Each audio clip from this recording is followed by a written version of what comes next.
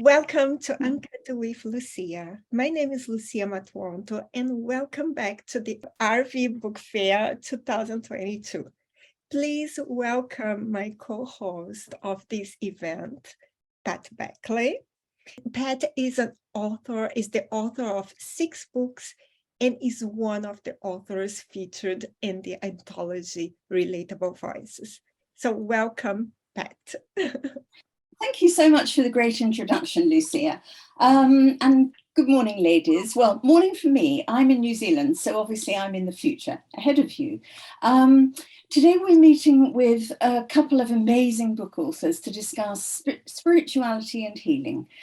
We have Vivien Schapera, forgive me if I haven't pronounced that properly, who's the author of Everyday Magic and the Complete Guide to Crystal Surgery. Welcome, Vivien. Perhaps you'd just like to introduce yourself briefly.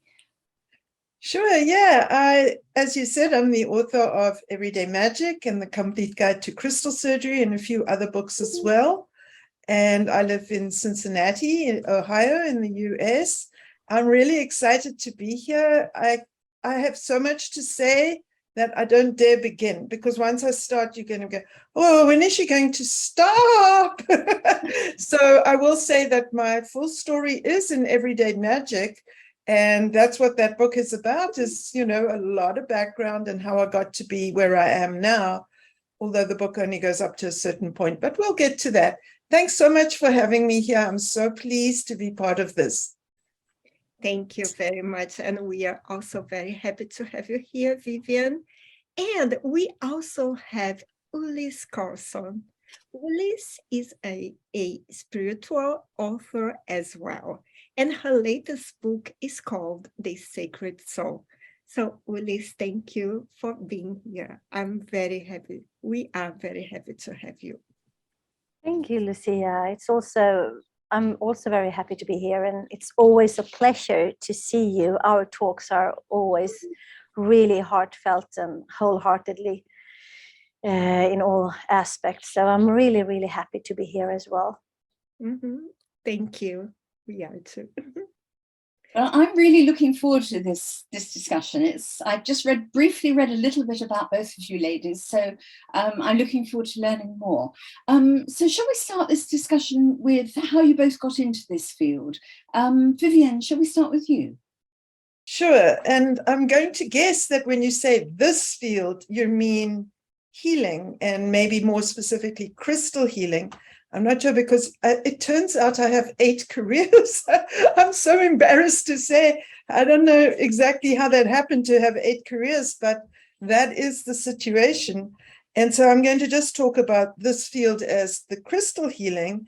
And the answer is an unusual one. I would say I was kidnapped, kicking and screaming, to become a crystal healer, because my background has more of a psychology background, and also the Alexander technique, which is pretty grounded in what we may call reality. And I would say that healing and crystal healing are not equally grounded in reality unless you make it so, because these are etheric endeavors, and therefore they're in a different reality and in a different realm.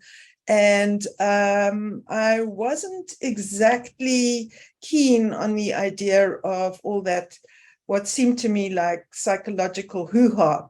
And but the point is, I was seeing a lot of people and working with a lot of people. I was giving 73 appointments per week, which sounds crazy, and I think it was. And this is back in the days when I was in South Africa. And as a consequence of working with that many people that closely, because I was working with them one-on-one, I became very, very sensitive to the human energy field. And that led me on an exploration and an investigation that had me trying to understand, what is this that I'm feeling? Why am I getting ideas in my head? Why have things become telepathic? How did this sort of intuition come about?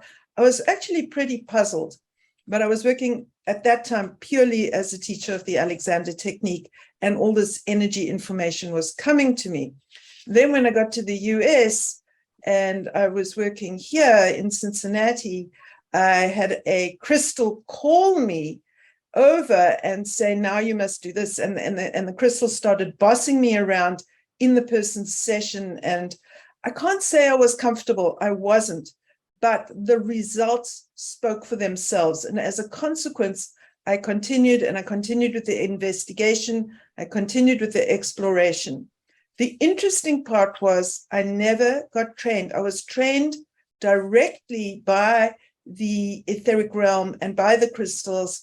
I was stopped from going to any courses like therapeutic touch or healing touch or Reiki or any of those things that people tend to train in.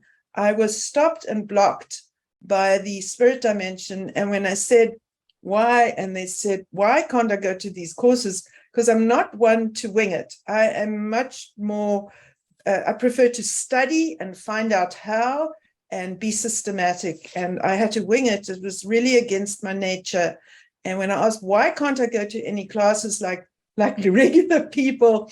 They said, because we are training you and we don't want anything interfering with that. Wow. Lucia.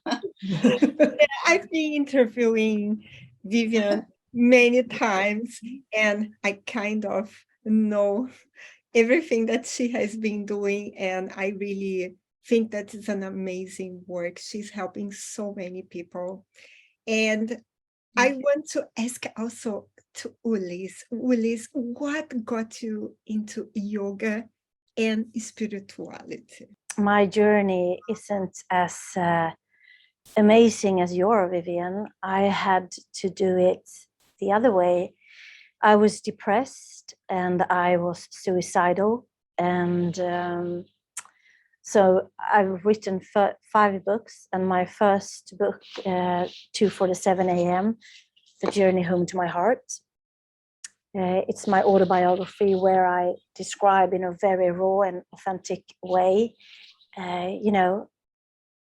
my depression and me being suicidal and my journey back from this mental illness and to who I am today. So I share it in this book, and I had a feedback from a guy in Britain yesterday who was reading it from cover to cover in less than like a day, and he was mesmerized and just so grateful that I was so raw and sharing my wounds, my traumas, my inner darkness, so he could resonate with it, and it was also helping him to feel his own wounds and traumas to heal. So that was like my wake-up call. So I didn't have any crystals, but it was my soul who had been nudging me for many, many years. But stubborn as I am, I never listened to my intuition or the many signals that I got. So I took myself into the wall and through the wall, the famous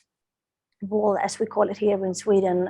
So I was so burnt out and depressed and with cognitive disabilities, and everything was really sort of fucked up. Sorry for using that word, but I was really in a bad place. And that's why I also feel like I've been given, a second chance to my life. And while I've healed myself through my own methodologies that I've developed, I also feel that I can help others to do the same, because obviously I'm here. I didn't commit suicide, so I know it's working. Mm-hmm. I'm sorry. Yeah, just one thing. I heard once that yoga can heal your soul. Do you agree with this? Yes and no, because we in the Western world, we are having too much focus on maybe the asanas, the postures, and we have forgotten about like what yoga is truly about, many of us. And there's also a saying like, do you meditate for not feeling, or do you meditate to actually feel what you're experiencing? So yes, yoga can heal your soul. It depends on how you do it and how often you do it, and your intention, and how courageous and willing you are to go deep within yourself. because nobody out there can heal you. We can all be, lifelines or a hand to hold on to, but the healing job is always an inside job where we can take guidance or help from others.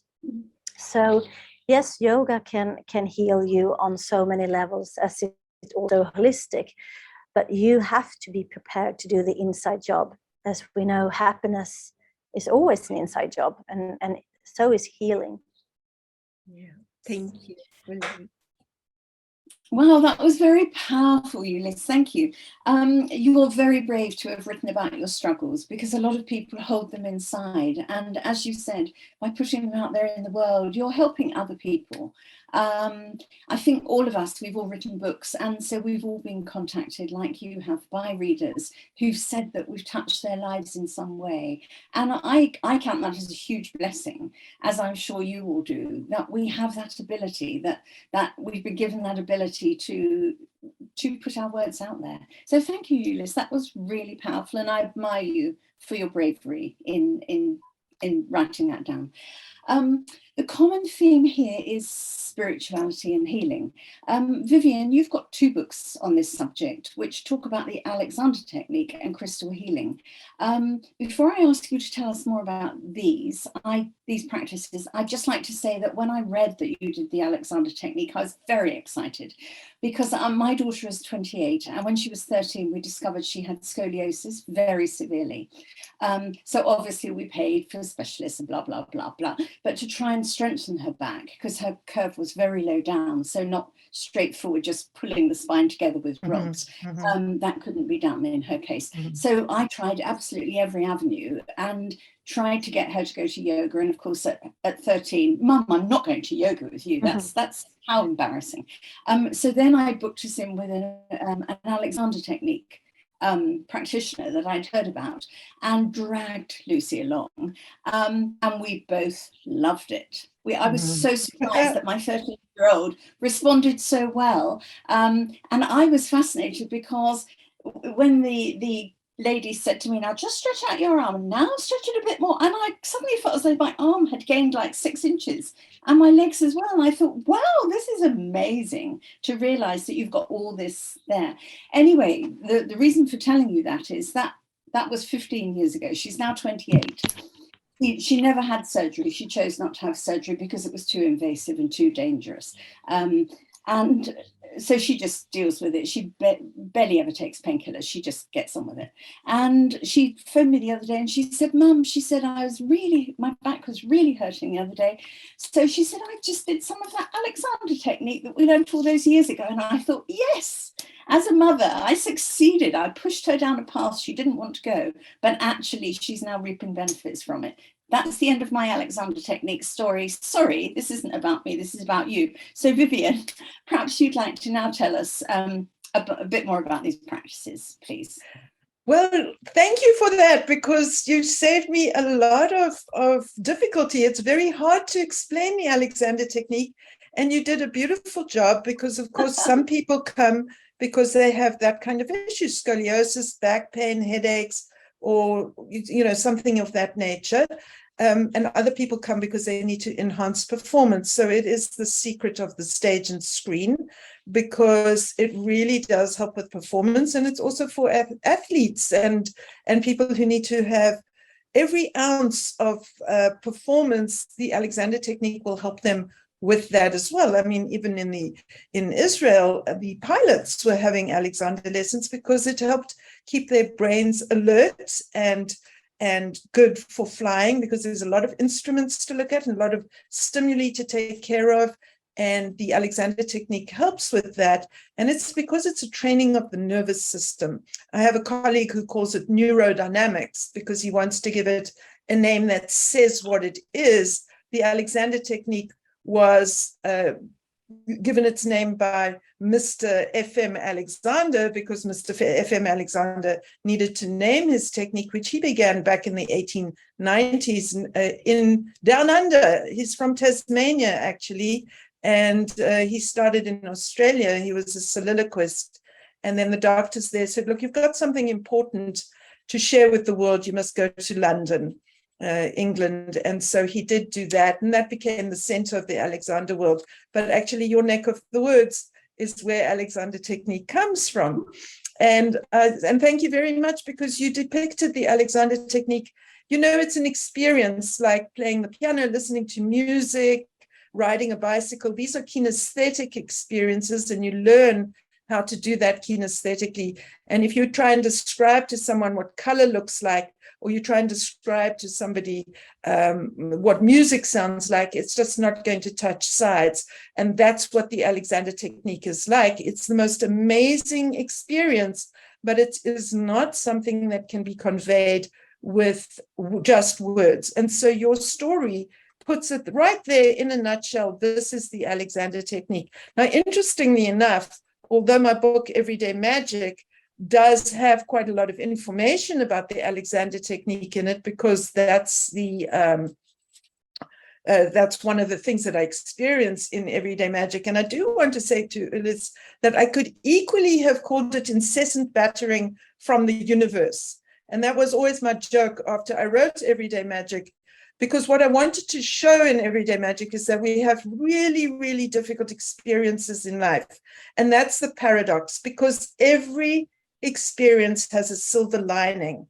And that silver lining is what I'm referring to in Everyday Magic. But I also had a profoundly difficult childhood and had a lot of difficulties, and a lot of my capacities and information do come from my own journey, going through a very tough and traumatic time, which I continue to have to work through. And then the Everyday Magic part is I'm also very, very blessed, and I recognize that. And then we do have a book called Guided Lessons for Students of the Alexander Technique, which we haven't included in the list, but that is another book that we've written. And that is a how-to book on the Alexander Technique. And that is guidelines that people can use at home between lessons, or they can use it if they can't access an Alexander teacher. And then the book about crystal healing is really a textbook. It's a reference book, and it's specifically about crystal surgery, which is the submodality of crystal healing that I have had I don't know if we shall call it pleasure, so we'll call it the everyday magic of downloading, because it took 25 years of research and 7 years of documentation, and whoop, I did it.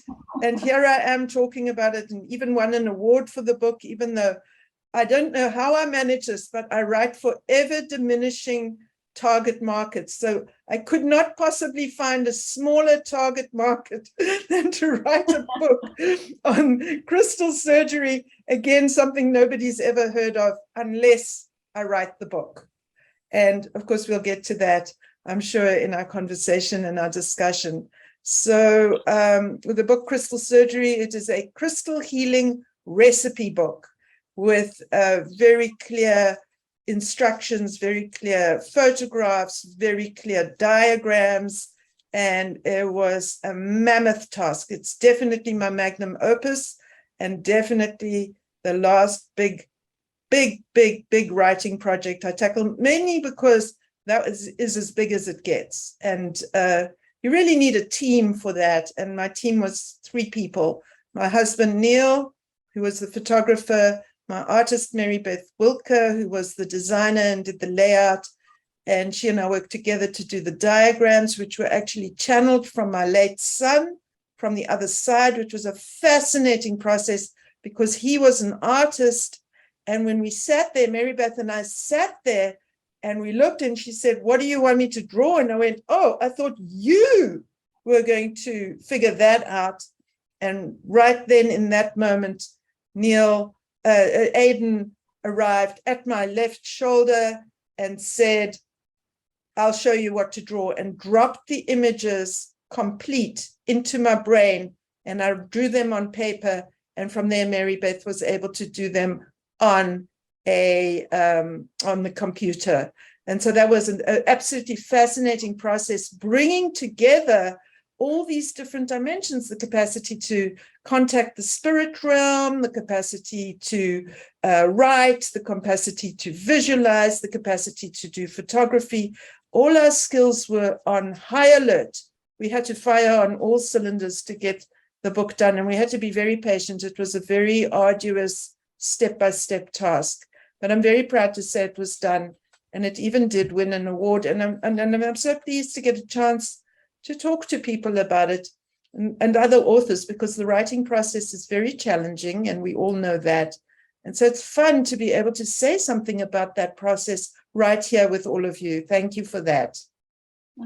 That's absolutely fascinating, Vivien. And Ullis, your books are more about stress release and relaxation, and you were talking to us about what you had to go through. Can you tell us a little bit more about this new book that you just published?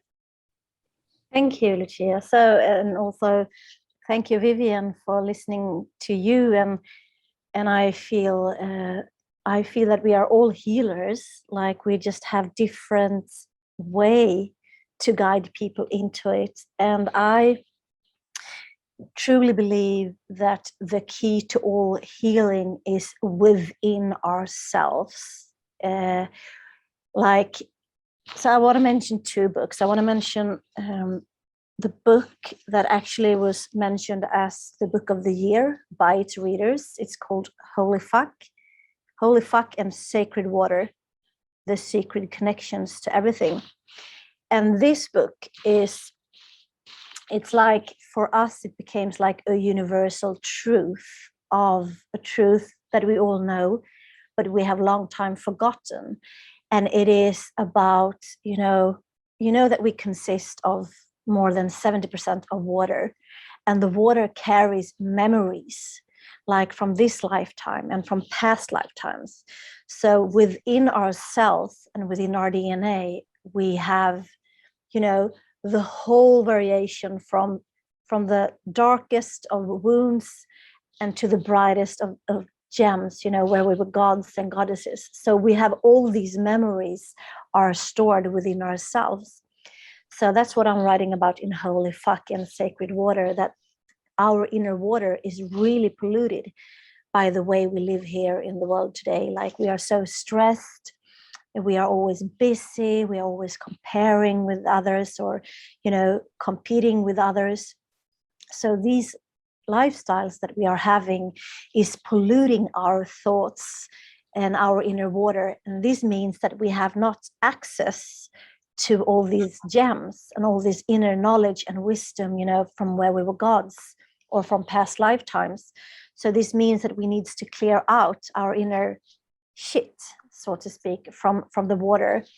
So this book is really profound, because we're also talking about sacred sexuality. Because when I'm talking about healing, it's not only healing on one aspect, because healing is, mentally, physically, emotionally, sexually, and everything like this. So in my latest book, which is called the Sacred Soul, A Divine Evolution Through Time and Space, which was released only this June 2022. Here I write a lot about the soul's perspective on what is going on globally today. Mainstream media have one narrative, but the soul has another narrative. So I'm sharing about that. And since much of the soul is stored within our bodies, in our cells, in our DNA, the soul is also, in our soul chakra as a yogi. And so we have soul around us and we have soul above us, but we also have our soul within us. And that is why it's so important to clear out all these wounds and traumas and stress and unprocessed or unexpressed emotions. Because all these stress or traumas or unprocessed emotions are blocking our connection to soul and spirit. So it's so important to do, again, the inside job. And then, of course, we can have help from crystals and everything like that. That is only enhancing the healing. But I know there's so many people out there who does like a spiritual bypass, what I call it, when they don't deal with the traumas that they are having emotionally or spiritually, and that means that they can never fully really align with who they are at the soul level. So I'm writing a lot about the soul's perspective on what is going on in the world today, and that we are in this huge paradigm where we shall increase our consciousness from this 3D matrix reality, quotes, and we are moving back up into the original state of the soul dimension, which is the 5th dimension and above. And crystals, like you're working with, Vivien, they are encoded with all these memories that also exist within our souls. So I think we are complementing each other really well in this discussion here. So thank you for bringing us together tonight, Lucia and Pat. Yes, thank you. We knew we used a lot in common.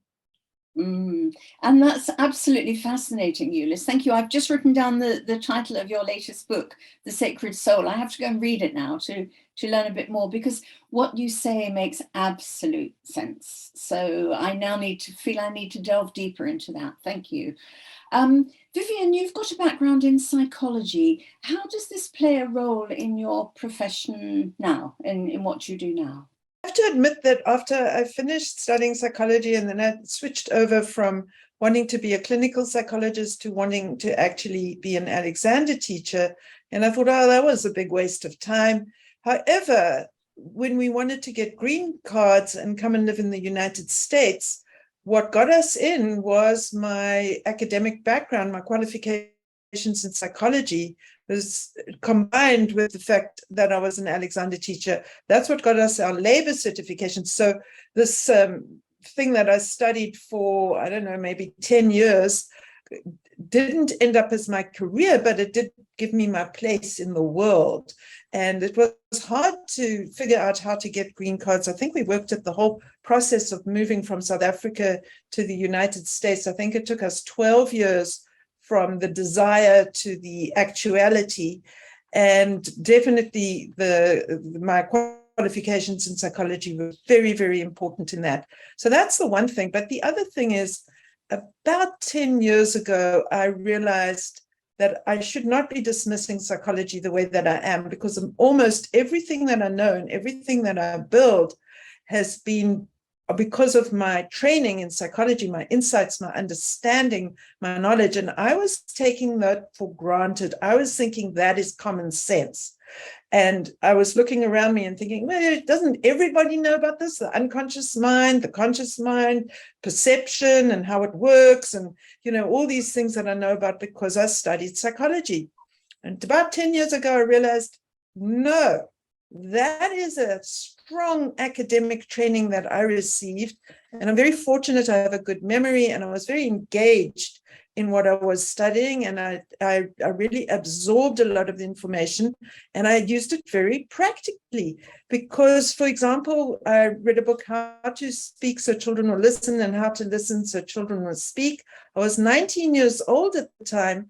I was studying psychology, and it unveiled a mystery of the universe about how to communicate effectively. And I have used that ever since I was 19 years old. So it's really built into my life and built into how I think and built into what I do and built into how I understand. There isn't a second of the day that doesn't go by without me drawing upon my training in psychology. Now, not only that, but when I had to research the crystal work, the crystal surgery work, because I studied psychology in the 1970s and psychology was intent on proving itself to be a science, I learned how to use the scientific method for a soft science, which psychology is in that category of being a soft science. And the only true science in the world, in terms of some people's rigorous definition of science, is mathematics. And everything else after that doesn't fit the most rigorous definition. And I was at a big advantage because I learned how to do research in psychology. And that learning of how to apply the scientific method to a soft science is what I used for my 25 years of research to bring about the crystal surgery manual. And I understood about reliability, consistency, and validity. I understood about empiricism. I understood about all those dynamics. And that's because of my training, not only in psychology, but another topic I majored in was called logic and metaphysics, which is the philosophy of science. Nowadays, metaphysics means what I'm doing with the crystal healing and all that healing stuff. Well, to me, in the 1970s, when I was at university, metaphysics meant the philosophy of science and the scientific understanding, the philosophy behind the scientific method. And so I was steeped in that as well, including the logic, which I happen to be really good at. And logic and mathematics have a lot in common, and all those syllogisms. And I understood all of that in inductive and deductive reasoning and so on and so forth. But that the point is, I would not be here today knowing what I know, understanding what I understand, able to do what I am able to do without this absolutely extraordinary and fantastic training in psychology. And so it's there as the foundation for everything I do. And I just want to point out, because I only clicked on this myself a few months ago, and maybe it's 2 years ago, you know how time is flying, but I realized that I have a dedicated study in body, that's the Alexander technique, mind, that's the Alexander technique, and psychology, and spirit, and that is my healing work. And I actually am an expert in how to connect those three and how they are connected, and that although you cannot ever separate them, body, mind, and spirit, they are three zones of the energy, of our energy dynamics of our being, and that they must learn to coordinate correctly and they must align correctly to give us that sense of wholeness.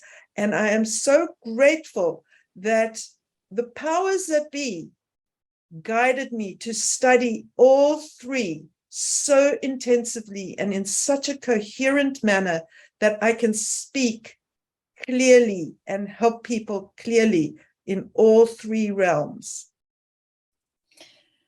Wow, thank you. Thank you.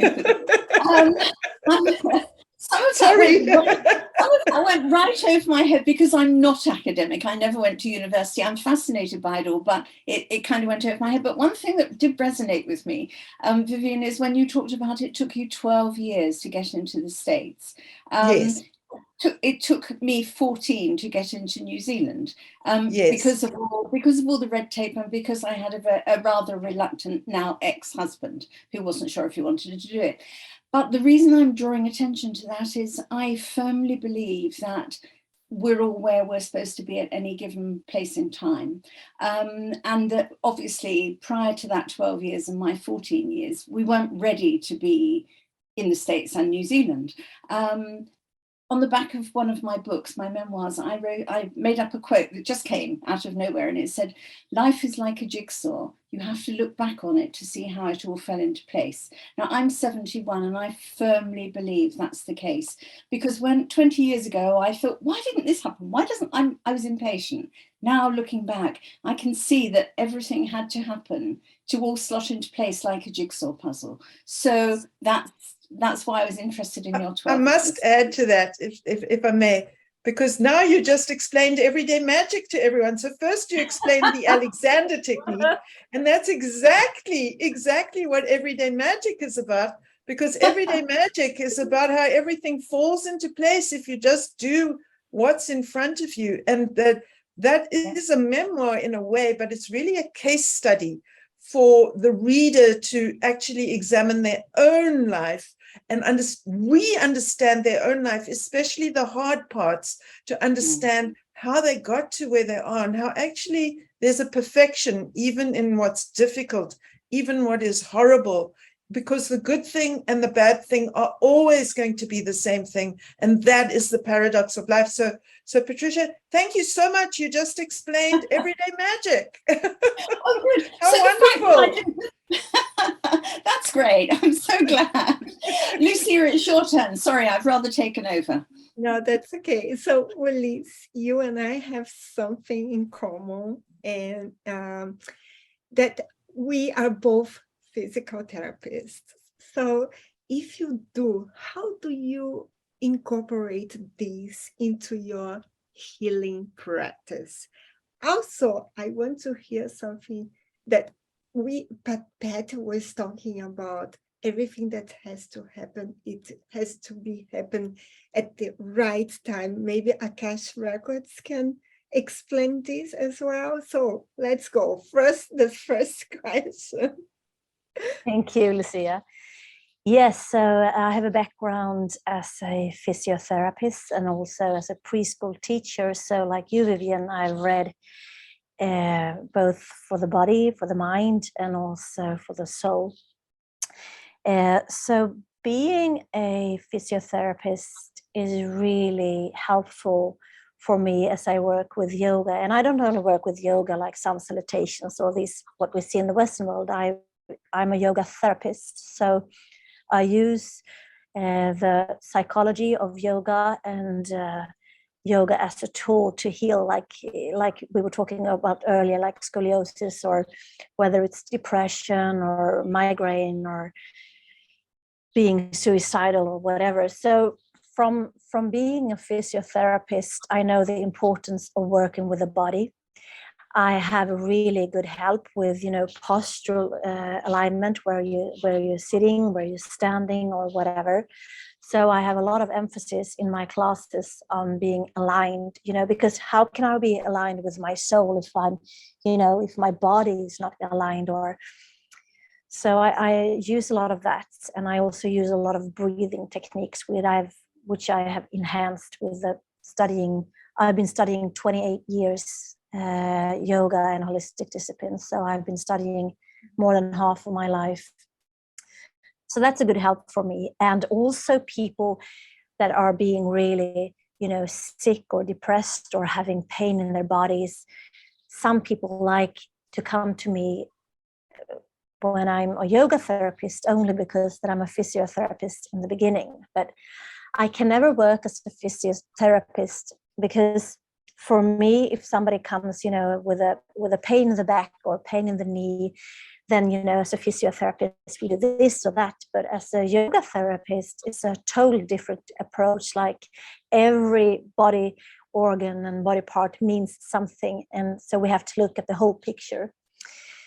And then also the second part of the question is that I also perform healing. So I can work from both ends. I can use the body as a yoga therapist, but I can also go from the soul and do soul realignments, as I do karma clearings and intuitive soul readings in the Akashic records. So many people can come, one way or the other. Everything is just by being aligned and being as healed and whole as we possibly can, and always to become the best versions of ourselves. So I find it's also very important, the line of work that we are doing, because the world we see today is so many people that are stressed or have stress-related diseases, and especially in these times, these turbulent times that we look upon, these 2.5 years.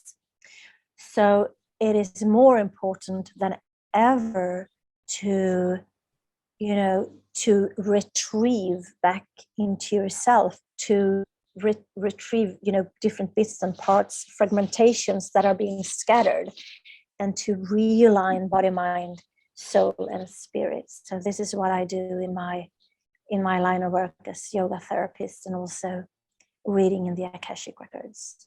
So body and soul need to be together. Yes, exactly. Well, that's really if I can say something there, may I say something there? I've just had such an interesting discovery with my crystal healing, where I'm using the stone that I use as an antidepressant. The antidepressant stone it's actually got lithium in it. And I have just discovered that if I use it on deep-seated pain that isn't relenting from any other procedure, that by using the stone that counteracts depression on that physical tissue, it releases the pain out of the tissue. And I have just discovered using that in the last 2 weeks. I just was doing that with someone today, And it has been the most amazing eye-opener, because I know that some people's back pain and headaches are relieved by antidepressants. So to use a crystal with an antidepressant property on physical pain, I should have thought of it sooner, but I only clicked on it recently, and it is working wonders. And it has impressed me so much. And now you're talking about it here in this conversation. I'm sorry, I just did have to add that, because it's been a very exciting development for me. Wow, thank you. And Ullis, I just need to say that just listening to the sound of your voice is very soothing. So I'm quite sure that everyone who comes to you visibly relaxes the minute they sit and listen to you for 5 minutes, because you have a very wonderful aura, whatever, but the sound of your voice in itself is very soothing. And I think the fact that you've been through such dramas yourself must give you huge empathy, and that comes across in the way you speak. So that's all I wanted to say on that subject. Thank you. Thank you. Yes, my voice is one of my greatest tools when I work, because then I am both rooted, and all my chakras, my body, mind, spirits, my soul are aligned, and I'm just the channel. So my voice has improved in my own journey when I was depressed and suicidal. So my voice is a big tool, because we are also working in the energy beyond words. So thank you for saying that, Pat. Oh, no, it's very true. Both of you offer workshops and courses, but not everyone who does that in every profession also publish books. Vivien, what inspired you to start writing books? Well, I can't say that I was ever inspired to start writing books, because I think I was born a writer. I think that's my inborn talent and my inborn, I would say, destiny, actually, because even in my numerology with the year that I was born, it shows that in my last part of my life, I'll be an author and a writer. And as a child, I was quite lonely as a child. I was actually very lonely as a child, but I used to tell myself stories all the time. I had to go walk down the road to school, walk back home again from school, then walk back down the road again to almost the same spot for Hebrew school, and then walk back home again.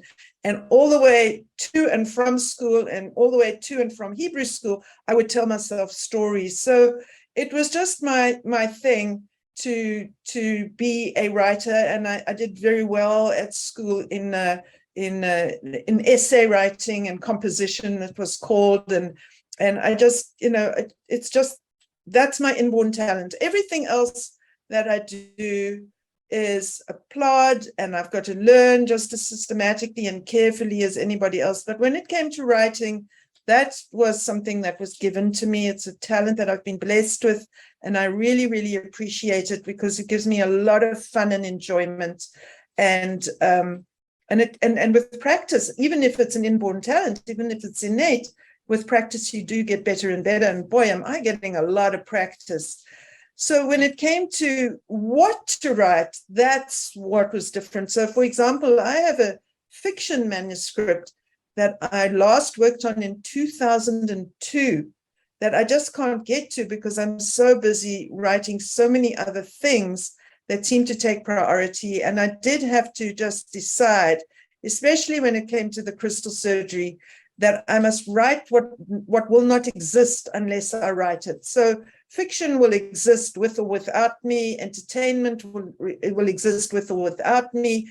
Even blogs on medium.com are going to exist with or without me. But crystal surgery was not going to exist without me. And so I had to put, even though I made a joke about the ever diminishing target audience, it still was my job to do that and to use my blessed talent to do that. And it was a very, very difficult book to write. It's a how-to book, it's a recipe book, but it's also talking about stuff that's invisible. So you really have to convey a lot of information with the written word.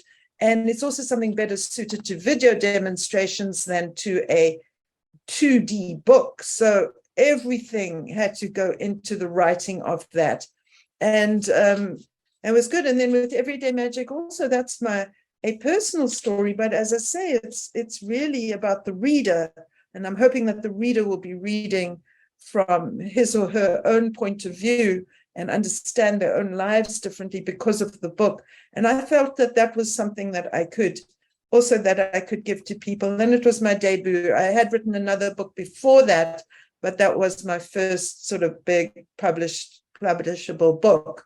And the one before it was written specifically for Alexander teachers on how to establish and maintain a strong client base. And I'm going to rewrite, it has been rewritten, and I can now do the final chapter about social media and SEO and SERP and podcasts and the internet and all of that. I'm finally able to write the missing chapter for that book.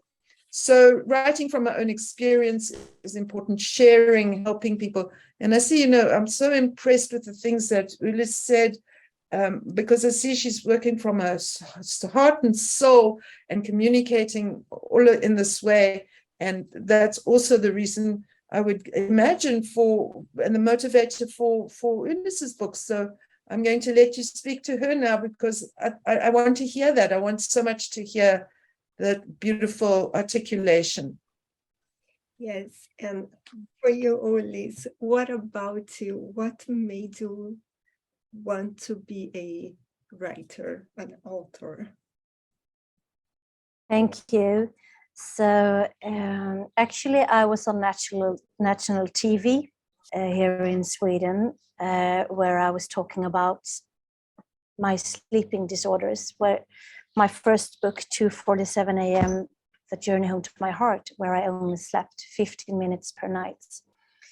So I was talking and sharing about my journey on national TV, and people connected with me afterwards, and they said, your journey really resonated with me, and I feel that I've been so, alone with these thoughts or these feelings or this experience.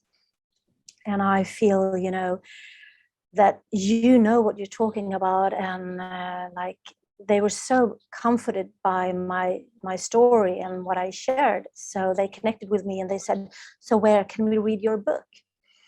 And so I had started to write my book in Swedish, a long time ago, but it was so hard to write it because it's very dark. As you said, Vivien, we all have been, through traumas in our past lifetimes, but also in this lifetime. So every time that I started to write my book, I was just so sad and I was crying. So it was like a therapy in itself.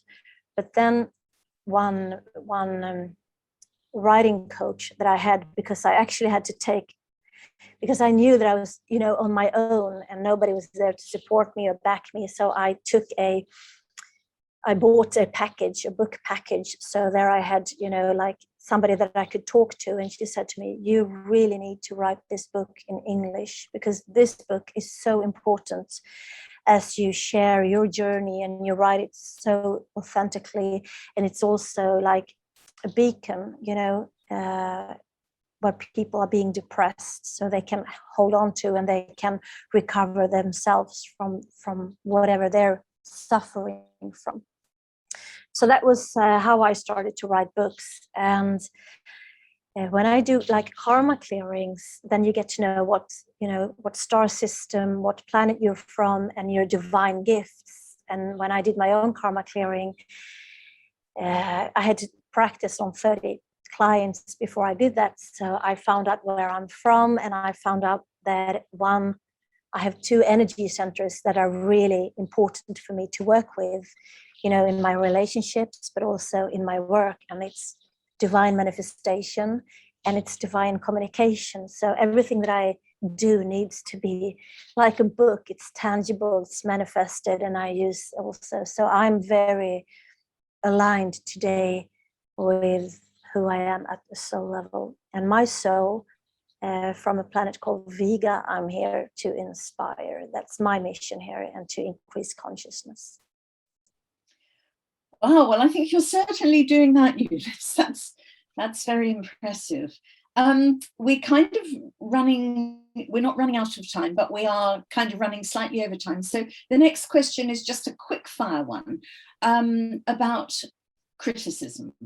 Now, as authors, criticism is something I'm not sure about all of you, I take very much to heart. I know you shouldn't. I know it just means you're a proper professional author once you start getting negative criticism, but it still hurts for me. So how do you ladies deal with it? Vivien, how do you deal with criticism, or feedback even, either negative or positive?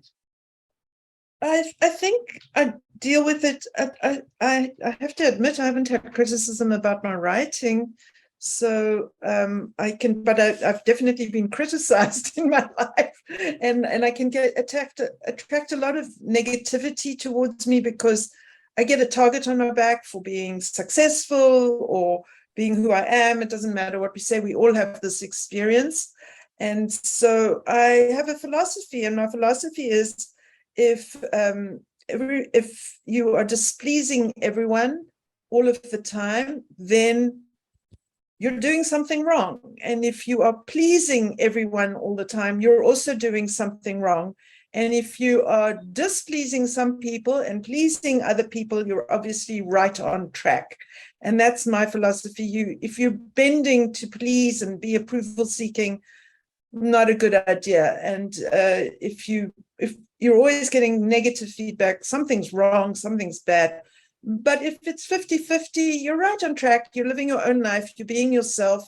And that's just how things are. Thank you. That's great. For me personally, the only real negative feedback I've had on my books, because my first book was fictional, but it touches on slavery and racism and equality and stuff like that. And those are the negative feedbacks I've had, obviously from people who don't agree with my point of view that we are all born equal, whether we're black, white, rich, poor, we are all equal. And so those are the negative feedbacks I've had. The rest of it's all been pretty good. Ullis, how about you? Sorry, Lucia. No, that's... So I'm like you, Vivien. Actually, I have been fortunate to not been criticized about my books. So the feedback that I've gotten is, I feel actually very blessed. But the hardest criticism is myself. And that's also what I share in my book, 2:47 a.m., The Journey Home to My Heart. I share my deep self-hatred and deep criticism within myself towards myself. So I feel that I'm always my toughest judge. And over the years that I've become more soft and more kind and compassionate towards myself and others. But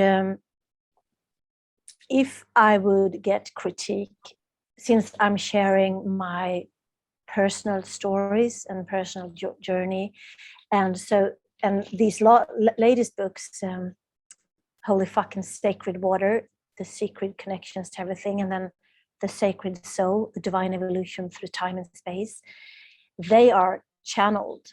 But they are channeled based, everything that I do is based on the journey that I've been through, as I'm not the same person now as I was when I was depressed. So I've transformed these unconscious programs that you mentioned, Vivien, since we only have 95% of, we are governed by 95% of unconscious programs, and we only have access to 5% of consciousness. So by transforming my inner critique, I've gained a lot more access to higher consciousness. So I'm going to continue to do what I do, because that's the only way to avoid critique, I think.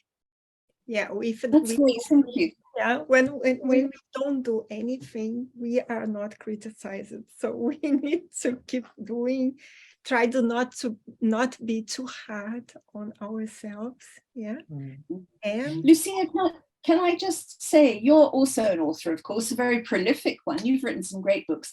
How do you respond to criticism or feedback? Actually, I had to develop thick skin. Because I've been doing so many things, like I'm been exposing myself with so many tools. Yeah, the talk show and the podcast and now the magazine. If I have a negative criticism that I think it was not fair, I spent the whole day like moody.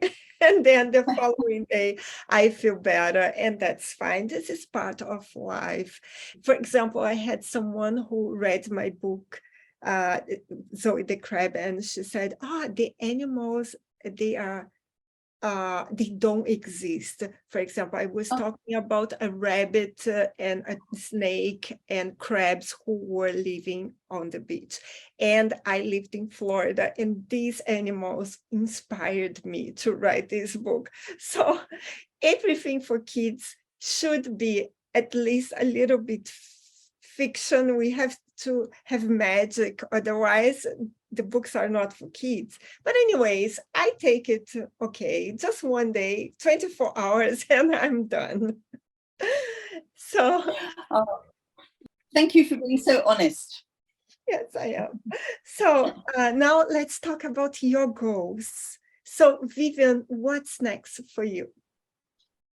Well, the Everyday Women's Network is this new TV streaming network. It's a new platform, kind of like Netflix, Amazon. Of course, it will have to build itself up to be that strong, but it's a big opportunity. And the founder of the Everyday Women's Network, Tony Lontis, has asked me to take a channel on the Everyday Women's Network. And I've started the Health and Healing channel. And that is where a lot of my writing is going to have to go. So a lot of script writing, storyboarding, really developing that. And it's kind of fun because I'm thinking, you know what, making videos is going to be easier than writing books, getting them published, getting them printed, getting them out there. I can just make these videos about the topics that I want to make. So I do want to make one to be interviews with parents who've lost their children. So I'll call that Parenting Across the Veil, because I think that's a resource that people really need to hear, how different parents, A, have coped with the loss of their child, but B, still stay connected to their child, even though their child is now on the other side, and they still have to parent their children despite. You would think, oh, it's over. Well, it's never over. These are eternal connections, and we must continue to honor the eternal and the spiritual. And so that is something I want to explore, and to be able to do that via an interview series that goes onto television instead of via a book that then has the interviews printed, I think is going to bring the topic alive. So I'm going to take advantage of this opportunity that I've been given again, and a great blessing to actually have a TV channel, and I will be exploring their crystal healing recipes from crystal surgery and other crystal healing. I'll be exploring the Alexander technique. That series is going to be called Up, Up and Away. Then the healing properties of crystals will be called Down to Earth. So you see there's quite a lot already in the works, with my brain ticking along quite fast and churning it all out. And it's actually really, really exciting to be able to transcend the publishing and printing process of books. But I have no doubt that some of that material will find its way into books, because art and literature, that is our civilization. And so our contribution to our civilization is very, very important. And so I have no doubt that those things will find their way back into print for handing on to future generations. So it's very, very exciting opportunity, though, and I'm very pleased with it. That's great. That certainly is very exciting. Now, our final question of this session, Ullis, what are you hoping to accomplish next? I'm going to be radically honest here. I've been heavily censored these past 2.5 years. So I write things that people who are govern us don't want me to write about. I guess, I don't know, but I've been heavily censored. So one of my desires And just by being on this show with you beautiful souls, I feel, you know, that I'm being more exposed. So I don't have a public publisher. I'm doing everything in my own publishing company and things like this. So I'm just gonna hope that my words will be spread and like ripple effects on the water for more people to find. And so, because we are all here to make this world a better place for the many, not just for the few. So I'm here to spread consciousness, and I hope my words can resonate with the listeners here, and so my work can be more exposed, and that I'm not being shadow banned or censored anymore. Wow, good luck with that. That's, yeah, I've found you very inspiring to listen to. So more words from you will obviously be very, very good for the world, I think. Well, ladies, I'm very sad to say that's the end of our discussion today. It's been great, and I feel as though I could go on talking to you for hours and hours and hours, but that's not possible. But I would love to connect with you on all the channels if you felt you wanted to stay in touch. And Lucia can obviously organize that. So Lucia, over to you to finish. Thank you. For sure, we will meet again. And I would like to thank our amazing guests for joining us today, Vivien and Ullis, for sharing your precious insights. We will have all of this information available in the Relatable Voice magazine and our websites. Yeah, I'm happy that you are here today. Stay tuned for the next panel. And thank you so much for watching the RV Book Fair. And I will see you next time. Thank you.